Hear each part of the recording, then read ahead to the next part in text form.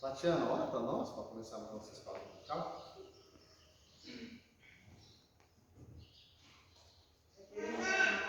Obrigada a Deus por este momento que estamos reunidos por casa. Que esteja, Deus, examinando o Espírito Santo, para entendimento, Deus, compreensão e prática da tua palavra. Agradecer em nome de Jesus. Amém. Amém. Então vamos lá, pessoal. Em 1 Pedro, capítulo 5, versículo 7, já está projetado. Mas se você quiser abrir sua Bíblia, fica à vontade.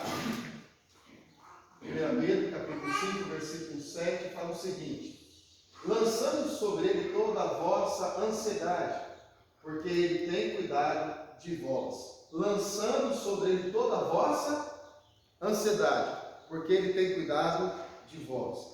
Deus, ele tem cuidado de nós sem nós merecermos. Deus cuida de nós sem nós pedimos. Porque já pensou se Deus tivesse que cuidar de nós, se a gente pedisse para Ele? Já pensou se Deus só fala assim, não, eu só vou fazer algo para a vida do André se ele pedir para mim, se ele não pedir, não vou fazer. O que seria de mim? Porque muitas vezes a gente pede para Deus as coisas, a gente só vai pedir para Deus de fato quando, como a gente estava conversando antes, a gente só vai pedir para Deus quando na verdade a gente não dá conta. A gente vai lembrar de Deus quando nós estamos em aflição. A gente vai lembrar de Deus e buscar Deus no momento de angústia. E amém que a gente busca Deus nesses momentos. Porque Deus está presente em todo momento da nossa vida. Ele quer que nós busquemos Ele. E a gente vai ver sobre isso, a gente vai discorrer sobre isso mais. Próximo. Então a gente vai falar, dando continuidade sobre depressão. A gente já falou alguns efeitos da depressão. Aí você busca lá no canal da Terceira Igreja, que você vai ver da aula passada. A gente falou sobre as causas da depressão. E hoje a gente vai falar a respeito da Bíblia. Próximo. Hoje a gente vai falar sobre a Bíblia e a depressão. A depressão por si mesma, ela é um termo clínico, não discutido na Bíblia. Entenda bem isso. Não que a palavra depressão você vai encontrar na Bíblia. Você não vai encontrar na Bíblia essa palavra depressão. Como a gente falou, é um termo clínico. Porém, a gente vai ver várias palavras, que falam sobre depressão. A gente vai ver isso na Bíblia. Algumas palavras que os personagens bíblicos, eles passaram por isso. A gente vai analisar e vocês vão ver que realmente alguns entraram em depressão. Não tem a palavra depressão. Eles não, de repente, na época de Moisés e Davi, eles nem imaginavam que essa palavra depressão poderia um dia existir. Mas os sintomas e as causas da depressão, sim, os personagens bíblicos passaram por isso. E a gente vai ver também que o nosso Senhor Jesus Cristo, ele passou por uma angústia muito grande, que é a ansiedade. Então, nós vamos analisar agora dentro da palavra de Deus, a Bíblia e a depressão. Quer ver? Abre lá no sua Bíblia, Salmo 69. No Salmo 69, abre lá a sua Bíblia.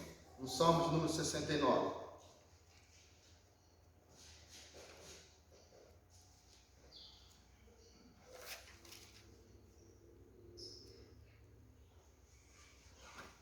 Salmo de número 69.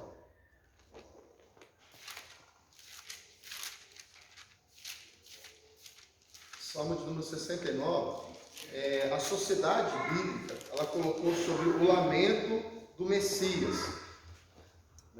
E a gente vai ver, se você olhar no Novo Testamento, você vai ver que realmente Jesus, ele entrou numa angústia tremenda no Getsemane. Que suou sangue, a gente já falou isso na aula passada. Mas olha o que o Davi, ele está falando sobre isso. Porque aí é Davi que escreveu esse salmo. Olha o que ele começa a colocar: salva-me, ó Deus, porque as águas me sobem até a alma. Estou atolado em profundo lamaçal, que não dá pé. Estou nas profundezas das águas e a corrente me submerge. Estou cansado de clamar. Secou-se-me a garganta e os meus olhos desfalecem, de tanto esperar por meu Deus. Olha só, gente, o que Davi vai escrever esse salmo? Você acha que como que estava a alma dele? Como vocês acham que estava o coração de Davi? Que estado que Davi estava para ele colocar o seguinte, ele começou a escrever: salva-me, ó Deus, porque as águas me sobem até a alma. Estou atolado num profundo lamaçal. Como que você acha que quando ele começou a escrever esse salmo, como você acha que estava o coração dele? Sabe que ele estava em festa? Ele estava em alegria? Não, gente, ele estava numa depressão, numa angústia tremenda. Por isso que ele começa a escrever: salva, meu Deus. E ele coloca o quê? No versículo 3: estou cansado de clamar. Ou seja, quando ele orou, imediatamente Deus socorreu ele? Não. E ele, olha o que ele está falando assim, ó, secou a minha garganta e os meus ossos desfalecem de tanto esperar por quem?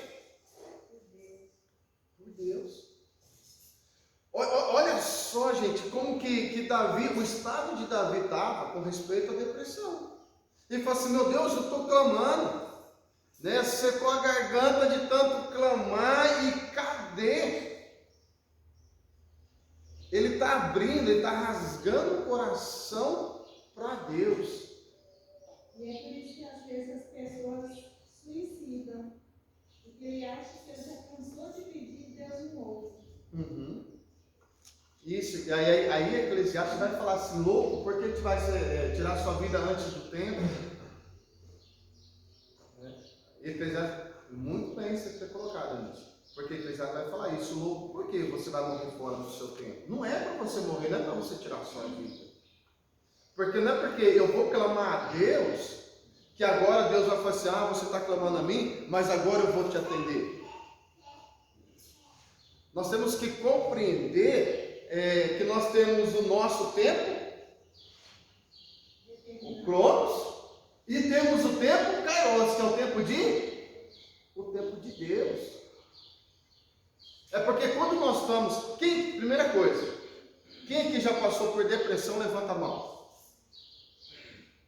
Amém. Então, aqui ninguém passou por depressão. Então, se você nunca passou por depressão, você não tem nem ideia do que é uma pessoa que de fato está com depressão. Quem que já passou por ansiedade? Levanta a mão. Quem que? Ansiedade, algumas pessoas, a maioria tem crises de ansiedade, mas a ansiedade pode levar a uma depressão. Não é isso, psicóloga? Temos uma psicóloga aqui no nosso meio. É isso? Se eu estiver mentindo, você me desmente aqui. Pode. Tem sintomas em comum, não é isso? Então, pode ser, entenda bem, pode ser que até mesmo que você acha que está com ansiedade, já pode ser o quê? Uma depressão. Os sintomas de Davi, gente, o que ele começa a escrever? Mas olha o versículo 34. O versículo 33. Olha Salmo 69. Vai lá no Salmo 69, versículos 33. Porque ele abriu o coração, ele rasgou o coração dele no começo. Ele fala: Senhor, tal, e começa a falar. Agora no versículo 33. Porque o Senhor responde a quem? Aos necessitados, e não despreza os seus prisioneiros. Louvem os céus e a terra, os mares e tudo quanto neles se move, porque Deus salvará Sião, edificará as cidades de Judá, e ali habitarão e hão de possuí-la. Também a descendência dos seus servos a herdará, e os que lhe amam o nome nela habitarão. Davi, ele abre o coração, ele rasga o coração e fala, meu Deus e tal, só que no final ele vai falar o seguinte, espera aí, mas o meu Deus, ele responde, o meu Deus, ele guarda e ele salva. E é interessante que ele rasga o coração, mas ele compreende que o Deus dele é o salvador da vida dele, que Deus no momento certo, Deus vai salvar ele. O fato de você rasgar o coração na presença de Deus é você dizer o seguinte, meu Deus, eu dependo de Ti, eu preciso de Ti. Só que ele compreende que Deus, ele é digno de honra, de glória, de louvor e de exaltação. Davi é um homem segundo o coração de Deus, porque Davi reconhece a grandeza de Deus no momento de angústia, no momento de aflição, no momento de depressão e de ansiedade. Davi, ele reconhece isso. Pode falar aí. No versículo 29, mostra para a gente como que ele estava definido mesmo. Fala assim, quanto a mim, porém, amargurado e aflito, onde o teu socorro, ó Deus. Olha como que ele estava mal. Muito mal. É porque assim, gente, é que nós não temos noção, e não temos noção mesmo. Porque assim, Davi, ele foi um homem que liderou guerras. Eu nunca fui numa guerra. E, assim, então eu não tenho como saber a pessoa que já participou de uma guerra, de repente ter uma noção do que é. Porque, gente, você vê um pessoal cercado e tiro para todo lado. Isso a gente vê nas televisões, não é isso? Na televisão você liga, você pode ser até filme de guerra ou no noticiário. A gente tem uma noção, mas viver aquilo, a gente não tem noção. Davi cercado por inimigos, filho querendo matar ele, e aquele momento de guerra, Saul querendo matar ele, uma tropa de exército querendo, encurralando ele. Então imagine só como que estava o estado dele. Então a gente não tem noção, porque nós nunca passamos por uma guerra. Só que uma coisa, a gente tem noção, agora por um outro lado, a questão da luta do dia a dia, porque cada um trava suas batalhas, cada um trava suas guerras no dia a dia. E aí, sim, cada um passa por umas aflições muito grandes. Quer ver um outro texto? Salmo de número 88. Vamos lá no Salmo de número 88.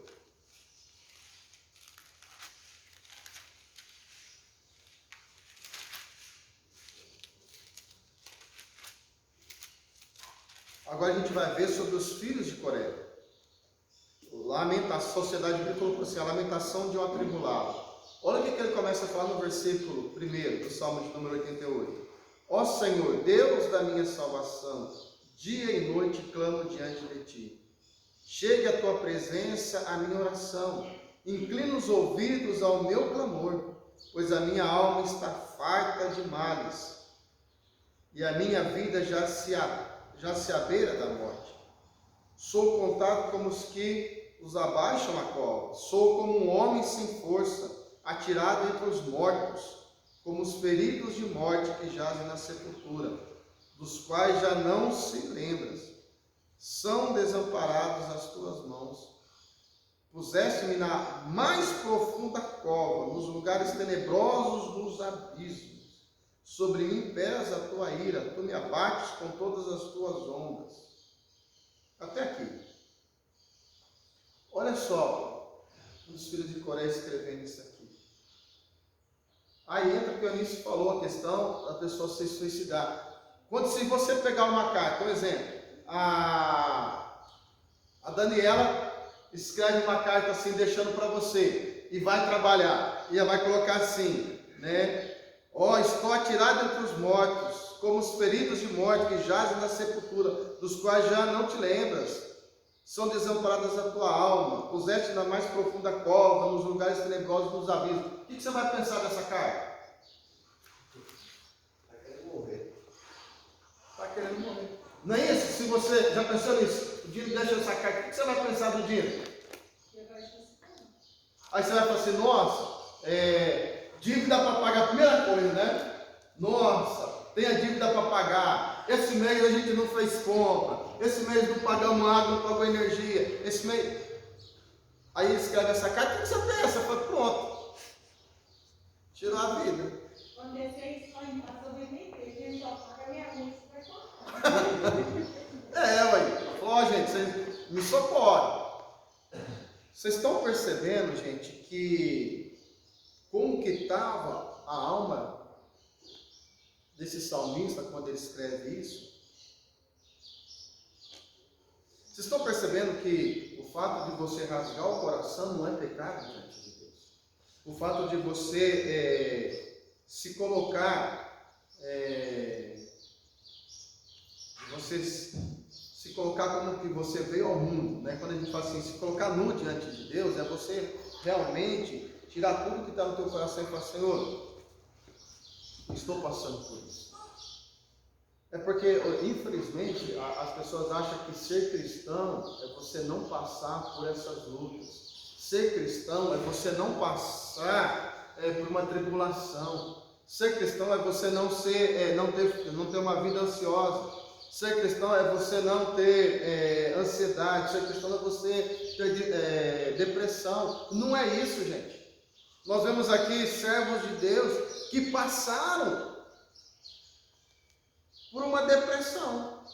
Servos de Deus, né? Jó, a gente vê tanto exemplos de Jó. Jó passou por depressão, gente. O fato de você estar com o corpo seu tudinho de úlcera, você pegar caco e raspar a pele. Como que você acha que estava o espírito de Jó? Jó, ele perdeu tudo que tinha. E aí ele vai para sua esposa, a esposa fala assim, amaldiçoa o seu Deus. E ele ficou como? Busca a mulher, está do lado, manda amaldiçoar. E aí ele olha para dentro dele, é só guerra, só luta. E entra numa depressão.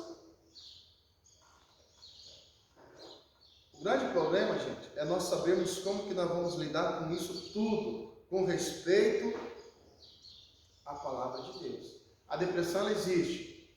Então, nós corremos o risco de termos uma depressão? Sim. Eu e você corremos o risco. O grande problema é como nós devemos sair dessa segundo as Escrituras. Já que nós vemos exemplos disso. Exemplo de Moisés. Moisés liderou mais de 2 milhões de pessoas, gente. O fato de você sair 2 milhões de pessoas lá do Egito e você liderar na caminhada, você acha que foi fácil para Moisés? Mais de 2 milhões de pessoas reclamando no seu ouvido. A gente não dá conta de 10 pessoas ficar falando no nosso ouvido. Você dá conta, Tiago?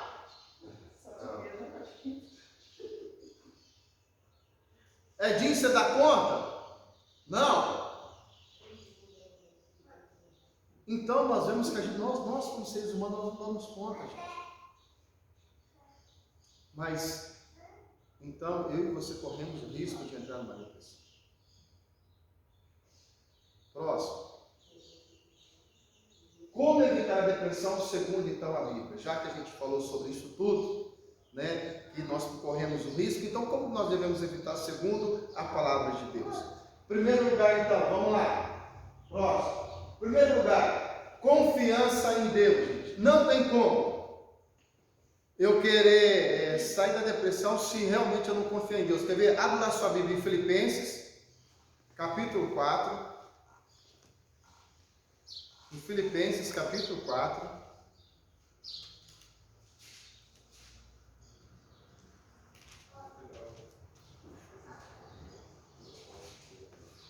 Em Filipenses, capítulo 4.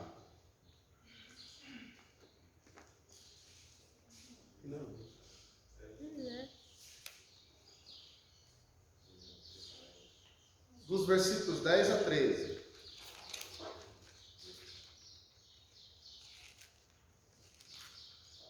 Olha só, em Filipenses 4, dos versículos 10 a 13.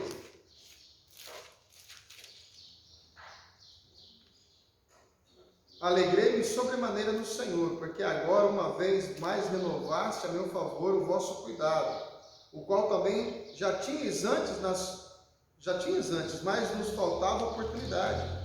Digo isso não por causa da pobreza, porque aprendi a viver contente em toda e qualquer situação. Tanto sei estar humilhado, como também honrado. De tudo e em todas as circunstâncias já tenho experiência, tanto de fartura como de fome, assim de abundância como de escassez. Tudo posso naquele que me fortalece. Vamos entender um contexto aqui. Tudo posso naquele que me fortalece, em que sentido? Em que sentido Paulo está falando assim, tudo posso naquele que me fortalece? Ele podia ser ele mesmo na dificuldade. Então, Mesmo na dificuldade, ele sabia que ele era o Paulo, que Deus tinha escolhido e que Deus dava a ele a vida. Ele podia continuar vivendo, porque Deus ele o fortalecia. isso. Então, pobreza, riqueza, não é isso? Fartura ou escassez. Por isso que ele fala, tudo posso naquele que me fortalece. Esse texto, ele é introduzido em outras coisas que não tem nada a ver com o que o Paulo está colocando. Então, porque as pessoas acham que, alguns entendem-se que são super crentes, então eles vão falar assim, tudo posso naquele que me fortalece, e vai fazer tal coisa, e não é assim que Paulo está falando. Eu tudo posso naquele que me fortalece, porque ele passou por várias lutas e tribulações, e ele confiava em Deus. Damos a entender que ele podia vencer pela oração, que ele podia vencer aquela situação pelo amor de Cristo, né? E aí que entra a confiança que ele tinha em Deus. A confiança em Cristo. Ele aprendeu a passar por tudo isso, porque ele aprendeu a confiar em Deus. E aí eu começo a analisar, quando eu estava preparando esse estudo, a questão de confiança em Deus. Por isso que eu falei, na reunião de oração ali, conversando, né? Eu falei a respeito de confiança em Deus. Eu falei, muitas vezes a gente não confia em Deus, porque quando eu vou preparando esse estudo, eu falei assim, gente, confiar em Deus. Como é difícil confiar em Deus. Vocês não têm noção, gente, como é difícil confiar em Deus.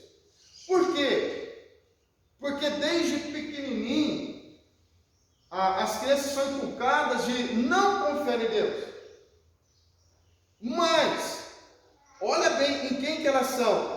Ela tem que fazer o quê? Ela tem que estudar para ter uma profissão boa, não é isso? Para quê? Para poder se sustentar, e para fazer isso, para fazer aquilo outro. Na realidade, desde pequenininho as pessoas elas aprendem o quê? A confiar em quem? Em si próprio.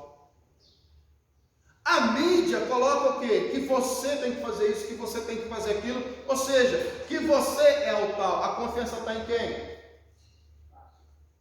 No homem. Na realidade, as pessoas elas crescem entendendo que elas têm que fazer tal coisa, que a confiança tem que estar dentro de você, que você tem que fazer, que você tem que fazer, que você tem que ter. E aí entra uma coisa, gente, a gente não consegue nada se não for Deus. Imagine o conflito que os indivíduos têm, imagine o conflito que nós temos. Tiago, você levantou a mão ou não? Não. Ah, tá, eu pensei que você tinha levantado a mão. Imagine, gente, o conflito, então, que cada um de nós enfrentamos no nosso dia a dia. Confiar em Deus é uma palavra muito simples, né? Confia em Deus. Agora, como que você vai entender isso? Como que você vai explicar isso para uma pessoa que está desempregada e que não tem o que comer, e você vai falar para a pessoa assim, confia em Deus? Como que você vai falar para uma pessoa que está com câncer em fase terminal, e você vai falar para a pessoa assim, confia em Deus?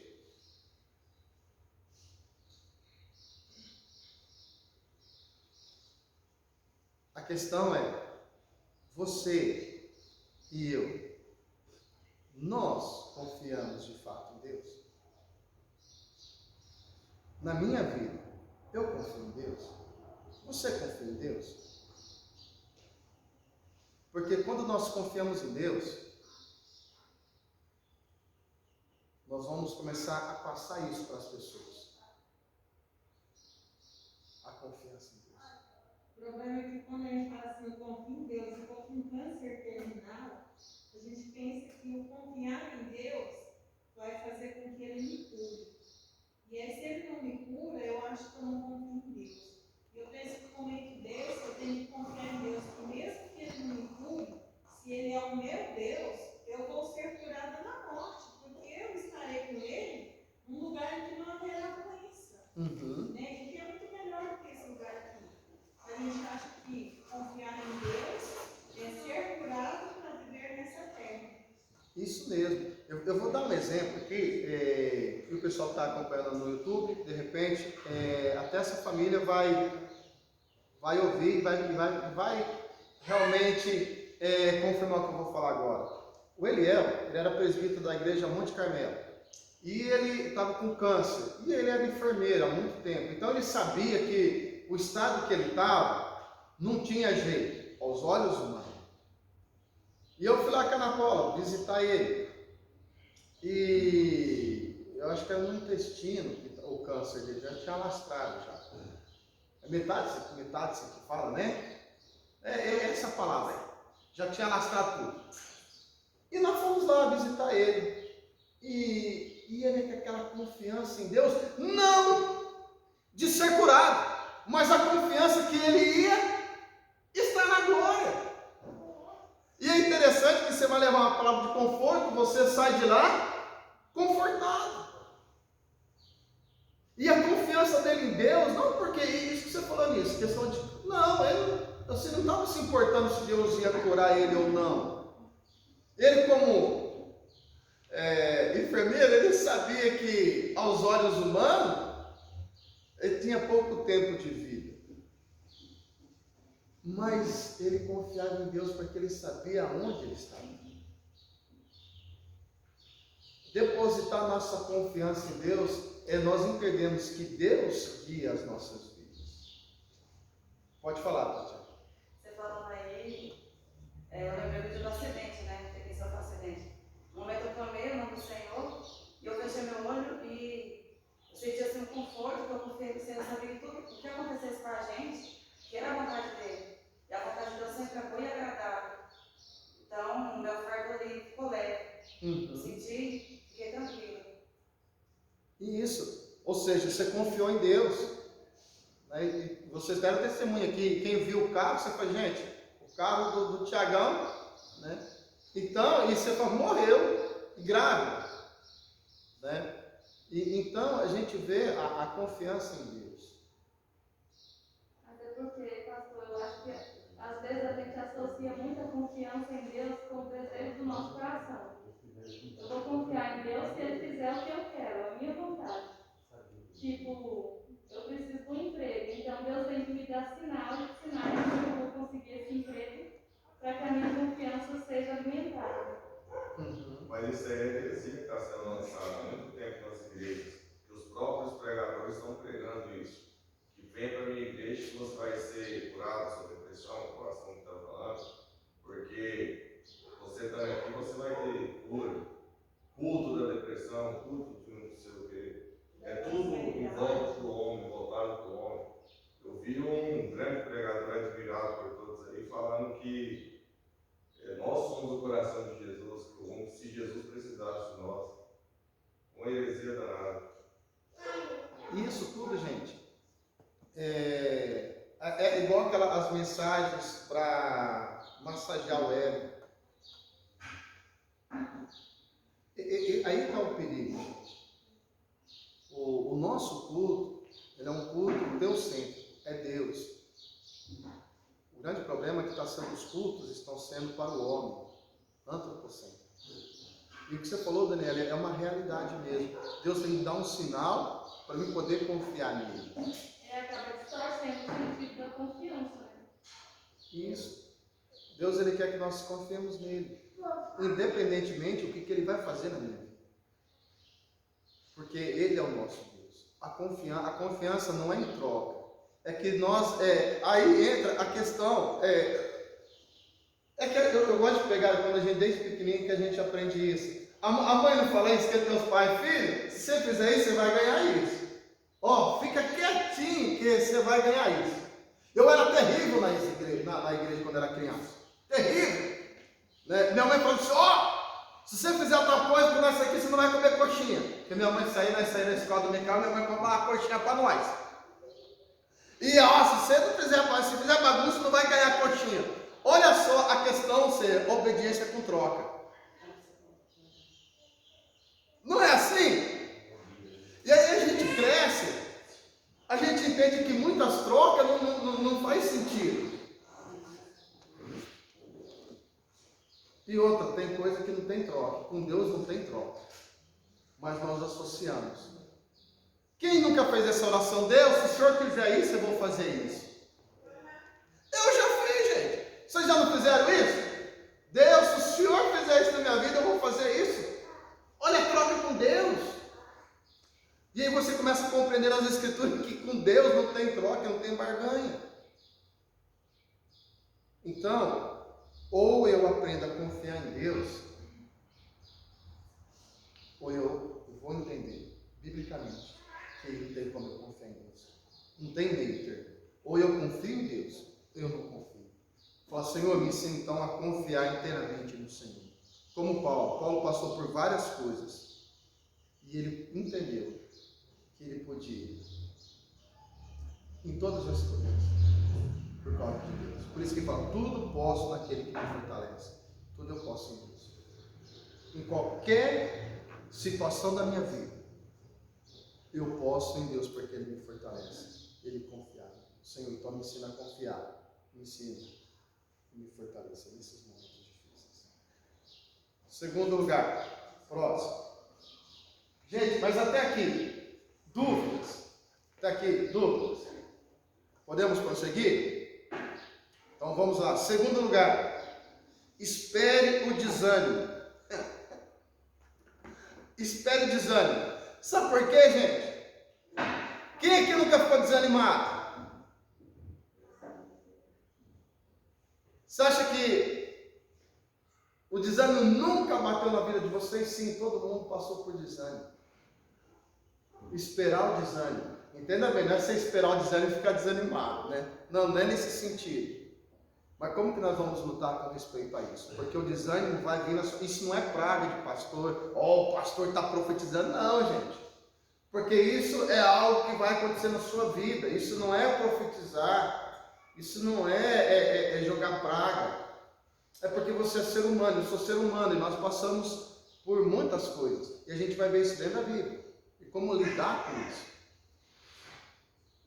Então vamos lá. João 16:33. João 16:33. Quem achar pode ler. João 16:33.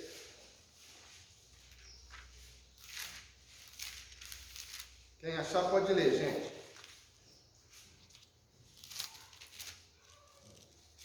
Estas coisas vos tenho dito para que tenhais paz em mim. No mundo passais por aflições, mas tende bom ânimo, eu venci o mundo. Ou seja, vocês acham que passar por tribulação não vai deixar você desanimado, não? Você acha que você nunca passou por um desânimo?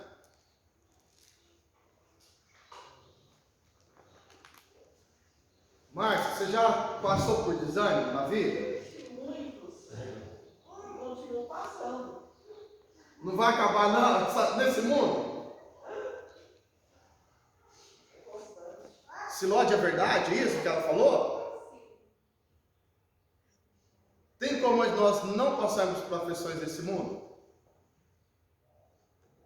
Mas nós temos Cristo, nós estamos cheios do Espírito Santo. Vamos passar por aflições? Vamos. Nesse mundo tereis? Mas tem o quê? Ou seja, ter bom ânimo é o que então? Confiança e não ficar desanimado. O fato é falar assim, tenha bom ânimo. O que Jesus está falando assim? Olha, cuidado, gente, não fica desanimado não. Porque o desânimo vai vir na nossa vida. O desânimo vai vir, mas Jesus fala, peraí, não fica desanimado não, tem bom ânimo. Eu venci. E você vai vencer não sozinho. Você vai vencer porque eu estou com você. Então, quando vir o desânimo na minha vida e na sua vida, peraí, eu vou me animar em Cristo. Eu vou me animar em Cristo. Por quê, gente? Porque o desânimo vai vir na minha vida. Ele vai vir, é inevitável, por causa das lutas que nós estamos passando. Mas o que eu tenho que fazer então para não ficar desanimado? Ou não continuar no desânimo? Eu olhar para Cristo. Falar, Senhor, injeta uma injeção de ânimo. Por quê? Porque se Jesus não injetar uma injeção de ânimo, eu vou continuar desanimado diante das lutas. Por isso que Jesus fala assim, opa, tem de bom ânimo. Eu venci, você vai vencer também diante das aflições. Aflições que você está passando, elas são momentâneas. Elas não duram, apesar que a gente acha que é uma eternidade quando a gente está no meio das aflições. Mas Jesus falou, opa, confia aqui em mim. Quer ver outro texto em Tiago? Olha lá em Tiago, capítulo 1. Vamos lá em Tiago. Lá no final da sua Bíblia, lá, Tiago, capítulo 1. Depois de Hebreus. Tiago, capítulo 1. No versículo 12 a 14. Tiago, capítulo 1, versículos 12 a 14. Ele vai falar o seguinte. Bem-aventurado o homem que suporta com perseverança a aprovação, porque depois de ter sido aprovada, receberá a coroa da vida, o qual o Senhor prometeu aos que o amam. Então, olha bem, nós temos que ser perseverantes durante o que? A nossa provação. E aí, gente, Deus tem que nos animar para a gente suportar essa provação.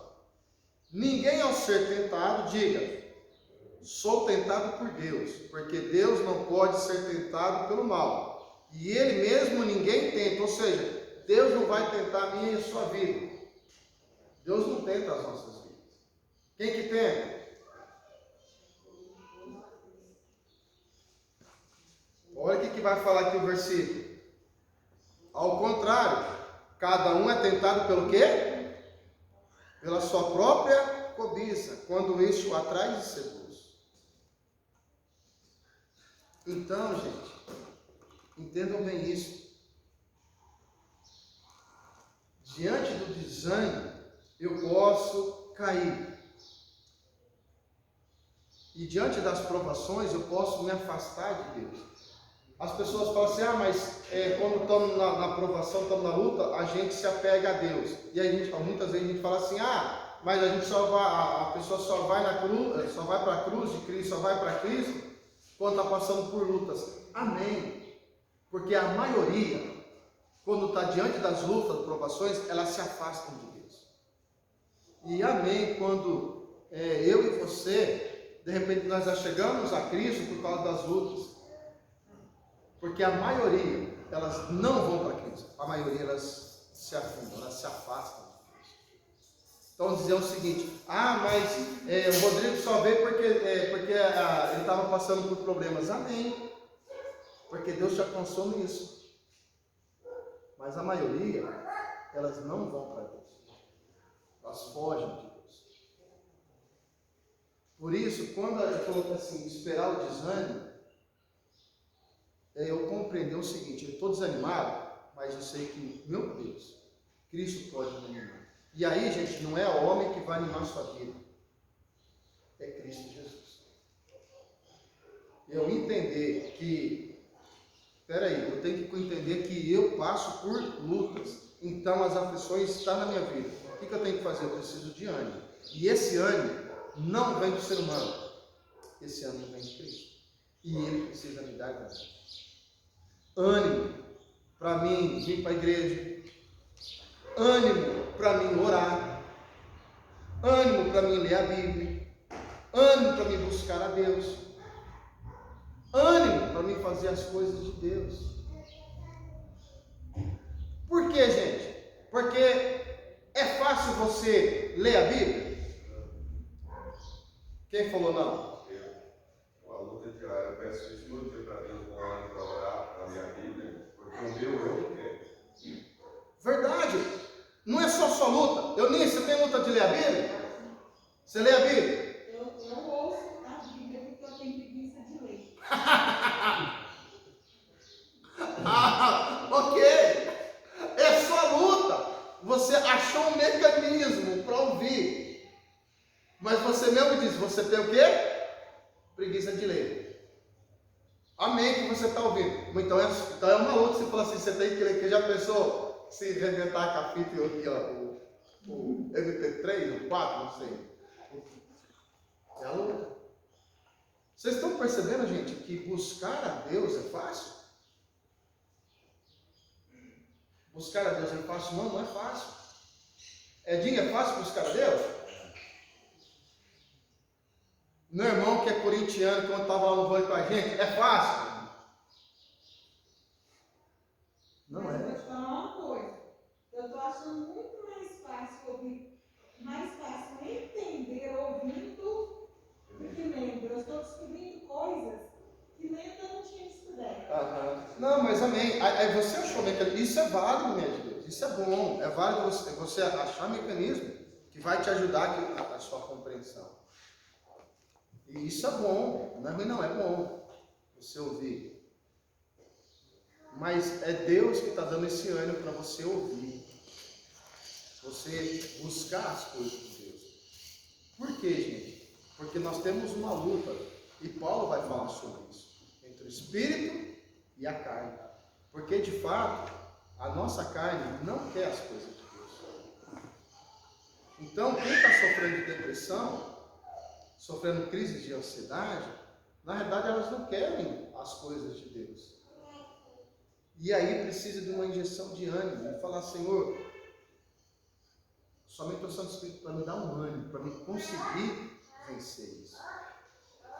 E aí eu compreender que, de fato, Cristo vai me dar a vitória diante dessa aflição. Outra coisa, próximo. Aprenda a tratar com a ira e a culpa. A questão da depressão, gente, a pessoa precisa aprender a tratar a ira e a culpa, porque as pessoas elas colocam uma capa de culpa, de uma ira, e vai só se afundando. Ira é pecado? Vamos lá, primeiro vamos entender aqui. Ira é pecado? Não.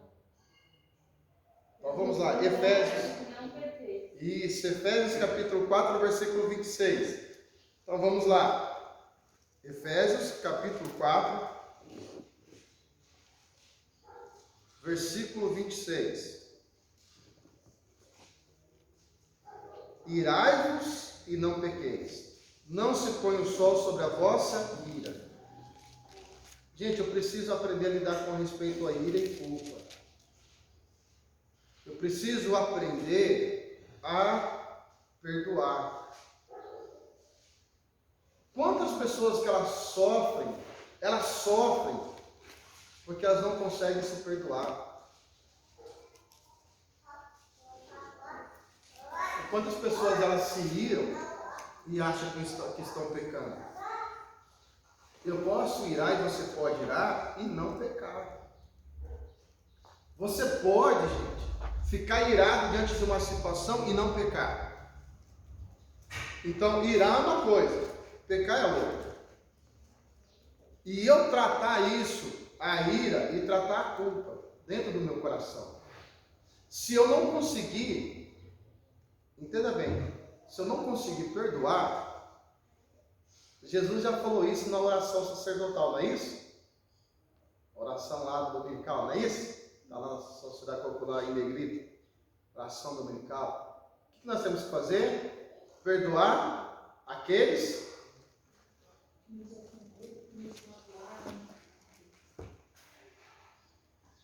se eu não perdoo, gente,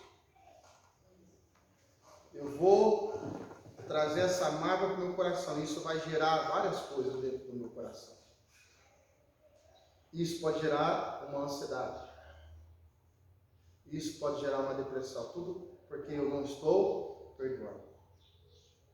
Olha como que assim, a falta de perdão vai arrebentar, gente, com a minha vida. Não com a vida do próximo, mas é com a minha vida. Vamos pegar aqui a Eunice, a intimidade que eu tenho com a Mundiça, né? De repente a Eunice faz algo para a minha vida. E aí, eu não perdoo a Eunice. E a Eunice não está nem aí, é minha amiga. Né? E aí eu fico assim, mas aquela mundiça, aquela raça ruim fez isso comigo. E eu não perdoo ela. E aí a Eunice vem, né? Tal, e brinca e eu não perdoo a Eunice. Quem que vai ficar no mal nisso? Quem vai ficar ruim? Você. Sou eu. E a Eunice está de boa. E aí eu não perdoo a Eunice. E a Eunice lá vem com a família dela. E eu mal. E vou entrar numa depressão. Psicólogo. Falta de perdão, posso entrar numa depressão? Pode? Então isso é sério. Gente. A falta de perdão é igual tomar um copo de veneno e esperar que o outro morra. É isso mesmo. Vocês estão percebendo, gente, que falta de perdão. E aí, a Bíblia já falava isso. Ó, Jesus já ensina isso. A palavra de Deus já nos ensina isso, perdoar. Aquele que nos tem ofendido, perdoa. Por quê, gente? Porque vai ajudar a sua própria vida. E eu preciso aprender a lidar com isso, com ira e com culpa. Eu preciso aprender a perdoar. O grande problema nosso, o problema da humanidade, é que as pessoas não conseguem perdoar. Na prática é um processo, né? Na prática, Liberar perdão é um processo que muitas das vezes não acontece assim, da noite pro dia. sim. Mas não tem. E olha o que Jesus vai falar. Se ele quiser andar 1 milha, anda 2. É um processo, gente. E Jesus já está falando sobre isso, sobre esse processo. Não, uma capa dá 2. Por quê? Porque Jesus, ele conhece o nosso estado. Ele nos fez. E realmente, a cicatriz, ela não é assim de uma hora para outra. É com o tempo. Mas ela vai cicatrizar. Então, eu preciso aprender a tratar isso. Eu preciso compreender. Eu preciso perdoar. O perdão tem que fazer parte da minha vida.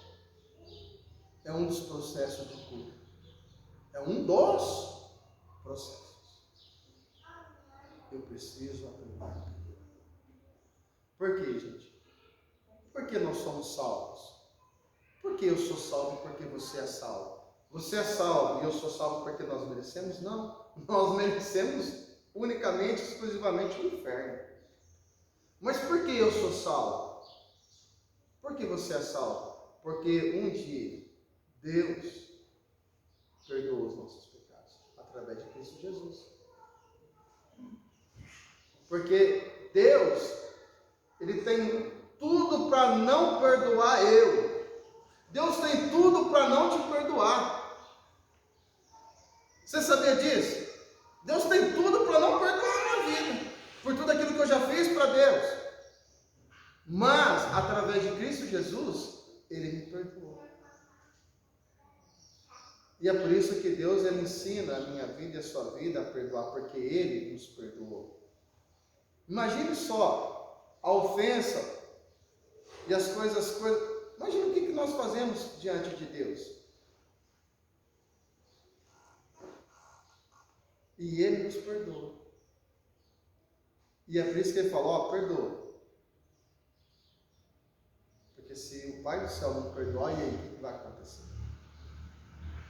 Então, Deus, Ele perdoou, por isso que Ele tem autoridade para falar, vocês têm que perdoar também. Por isso que Ele tem toda a autoridade, porque Ele perdoou as nossas vidas. E Ele perdoa, agora está ensinando as nossas vidas. respeito do perdão. Quer ser curado? Uma das causas, perdão. Eu preciso aprender. Para finalizar, próximo, aprenda a enfrentar os pensamentos. Josué 1:8, vamos lá. Aprender a enfrentar os pensamentos. Gente, como o ser humano tem pensamentos negativos, gente. O ser humano pensa tudo que é de ruim para si. O ser humano, ele cria algo que parece que nada vai dar certo. Tudo vai dar ruim. Vamos lá, Josué 1:8. Olha o que vai falar em Josué 1:8. Josué, Velho Testamento.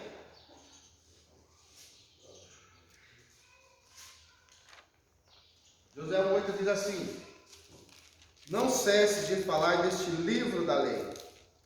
Antes medita nele dia e noite, para que tenhais cuidado de fazer segundo tudo quanto nele está escrito.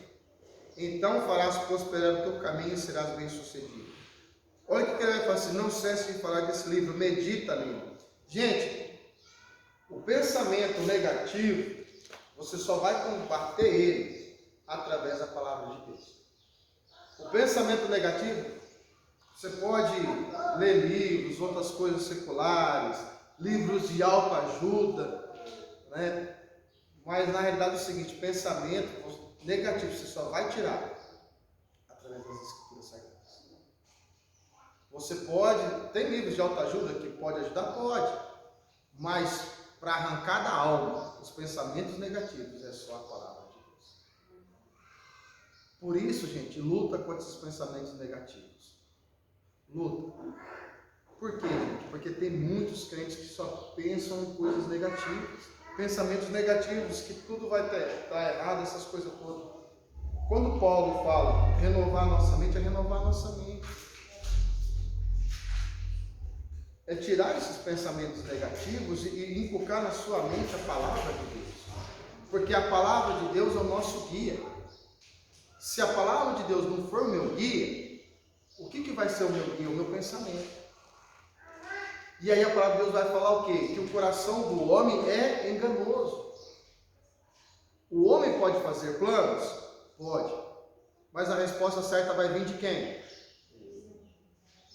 Dos lábios do Senhor. Nós nunca tivemos uma resposta dessa assim, como nós tivemos agora na pandemia, né? Um monte de gente tinha feito tantos planos para o final de 2019 e a resposta veio só dos Estados Unidos. Foi ele que mandou a pandemia? Não, mas ele permitiu. Eu não acredito que foi ele que mandou, mas eu acredito que ele permitiu. Sim. Né? Então, assim, aí para a gente entender que realmente a gente faz planos. Eu, por exemplo, tinha planos, nós tínhamos planos de ir para a praia, né? Nossa, no mesmo. final do ano. Daí Deus falou, vai não, né? Vai de jeito nenhum. Verdade. E Deus, ele nos ensina isso. E o nosso pensamento tem que ser guiado através da palavra de Deus para nós compreendermos isso. O plano de Deus, ele é perfeito. Agora, se eu não entender que o plano de Deus é perfeito para a minha vida, qual plano que vai ser perfeito para a minha vida se não for o plano de Deus? O plano de Deus, gente, para a sua vida qual que é? Você sabe qual que é o plano de Deus para a sua vida? E como que você vai conseguir encaixar isso tudo, então? Através da palavra de Deus. Como que você vai entender o plano de Deus para a sua vida? Não é eu falar para a sua vida que o seu plano é assim, mas é você entender dentro da palavra de Deus que o plano dele é assim para a sua vida. O plano de Deus, ele é perfeito para a sua vida, desde que você esteja alinhado nas Escrituras Sagradas. Porque é Ele que vai te guiar, não é a homens. Não é homens que vai dar direção para a sua vida, mas é Deus. É a palavra de Deus que vai ser usada. Por isso, gente, que como evitar a depressão segundo a Bíblia, é a gente dar esses passos para evitar. Porque o nosso Deus, Ele estende a mão.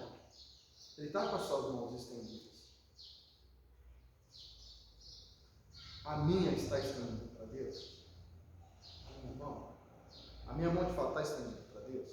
E esses questionamentos que nós temos que levantar para nós entendermos o seguinte: como que eu estou diante de Deus? Como está a minha vida diante de Deus? Eu estou mais próximo de Deus ou estou mais longe de Deus? Como que está a minha vida?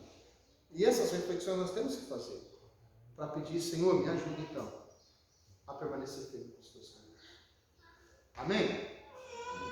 Dúvida, pessoal? Desse lado aqui alguma dúvida? Nenhuma? Desse aqui alguma dúvida? Não? Dúvida? Queria só ler um versículo. Pode ler. Fala do pensamento. Filipenses 4:8 fala assim, ó: finalmente, irmãos, tudo que é verdadeiro, tudo que é respeitável, tudo que é justo, tudo que é puro, tudo que é amável, tudo que é de boa fama, se alguma virtude há e se algum louvor existe, que seja isso que ocupe o vosso pensamento. Amém. Amém. E isso tem que ocupar o nosso pensamento, de fato. A glória de Deus. Eunice, então, ora para nós, para encerrarmos. Deus querido, nós te agradecemos por essa manhã, te agradecemos porque o Senhor é bom e já renovou sua misericórdia nas nossas vidas. Sim. Obrigado por esses momentos na tua casa, aprendendo a tua palavra. Nos ajude, ó Deus, a colocar em prática nossa fé no Senhor. Fortalece a nossa fé, Deus, em nome de Jesus. Nos ajude, ó Deus, a quando estivermos desanimados, nós nos colocarmos diante da tua presença, crendo que o Senhor pode todas as coisas. Não permita que desanimemos na fé no Senhor.